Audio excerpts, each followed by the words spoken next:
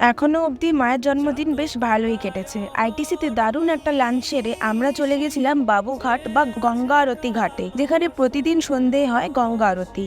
গরমকালে আরতি শুরু হতে 6:30 বাজে, তবে প্রথম সারিতে বসার জন্য 4টের সময় পৌঁছে যেতে হবে। আমরাও তাই চলে গিয়েছিলাম। গঙ্গাবক্ষে এত সুন্দর একটা সূর্যাস্ত দেখতে দেখতে সময় কেটে গেল নিমেষের মধ্যে।